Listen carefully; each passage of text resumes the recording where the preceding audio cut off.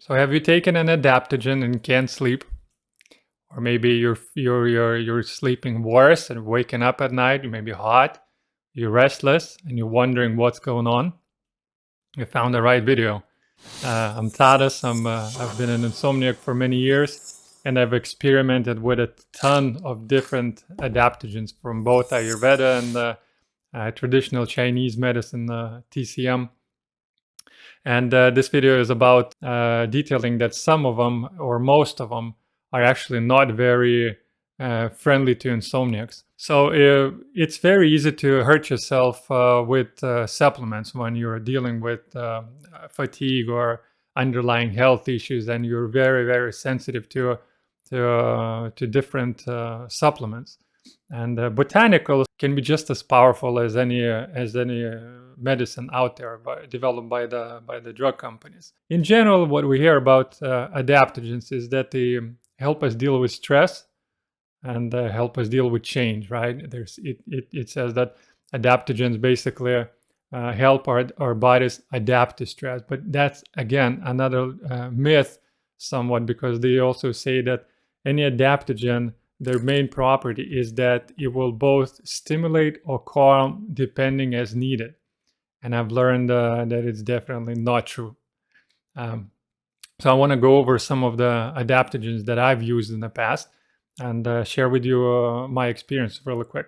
So I've played a lot with different TCM formulas, and here's the Codonopsis and Astragalus, the Four Gentlemen tea pills. It also has Codonopsis, Atractylodes, Poria, and Remania 6 for I tried for adrenals and also sleep.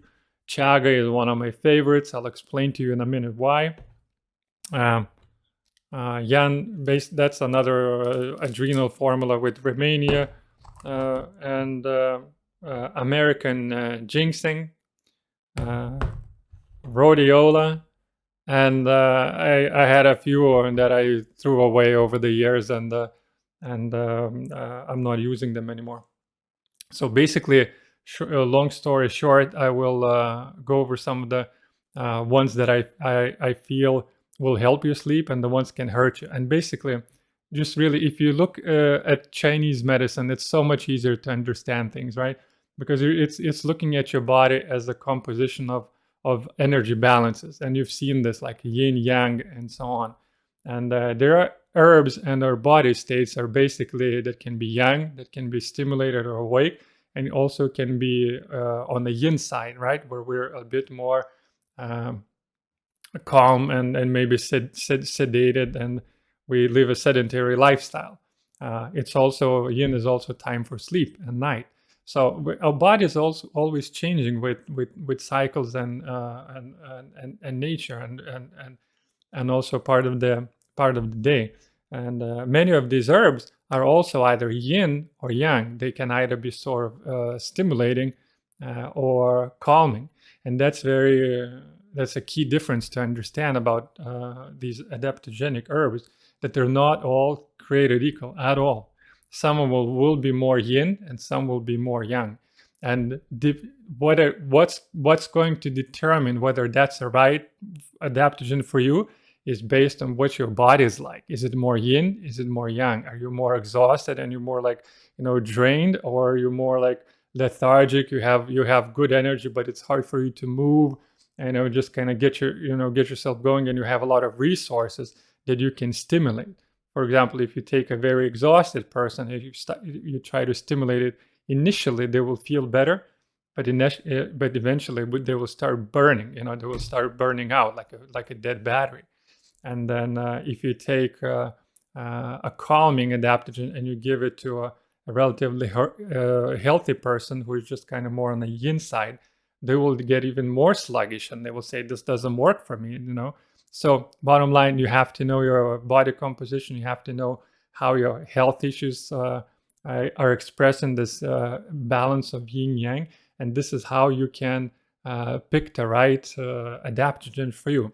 So I'll go over a list for you and detail a few of my experience with each of them. Okay, so here we go. So stimulating will be the ones on the yang side that I mentioned, and the calming are the ones on the yin side. So stimulating and the ones that can definitely impact or sleep for the worse are right here. So all ginsengs, including American ginseng, although it's considered cooling, it can be a stimulant. Rhodiola is definitely a stimulant. Ashwagandha, I know some of you may argue that it's not, that it's calming, but in fact, it's called Indian ginseng for a reason. And you can look up a video after this video where I did a review about ashwagandha. Shizandra, it could be more in the middle, but if to err on the safe side, it's one of the more stimulating because it stimulates bodily functions overall, and you can definitely wake up from extra activity at night.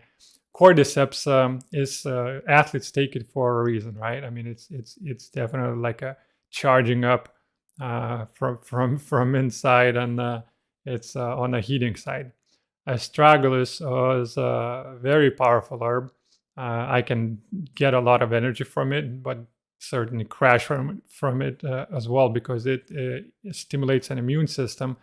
And if you have any autoimmunity issues, you don't want to stimulate your immune system, right? Because it's not doing the right things right now, anyways. And Eleuthero comes from the Himalayas, I believe.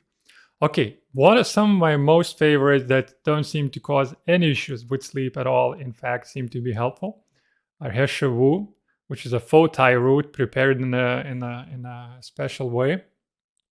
It's this gentle central nervous system depressant. So when you take it, you actually just feel just kind of a little calmer and quieter and great before you sleep and even through the daytime if you want just to feel a bit calmer. Reishi is a mushroom, and you've probably heard about it.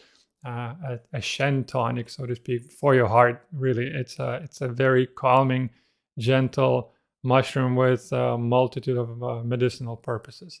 Chaga, one of my favorites that I mentioned, again, also works for digestion, increases bile, moves things out of your system. Wonderful, wonderful mushroom. Also has to be prepared properly, and I also did another video on chaga you can check out at the end of this video or in the comments. Romania 6 is a very popular in Chinese medicine formula for boosting your adrenal health, and this is the difference. Boosting adrenals, it's in this case, this formula, it doesn't stimulate them like the stimulating herbs. It nourishes them, and it's very, very different. It's a true adaptogen, like nourishing, calming. It's amazing. And same as Hesha Wu does the same thing, slightly different action. And Tulsi, I don't take it very much because of salicylates. It definitely is a bit of an issue. All of them, if you have extreme food sensitivities, can cause an issue as well. Some of them have these so-called sulfur or thiols because the way they're prepared in bean soup. Reishi as well just could be a little bit more extra work for your liver. Chaga is known for oxalates. Romania 6 slightly dampening on your digestion, although it's balanced as it's made. And Tulsi again salicylate. So definitely be very careful when you take them.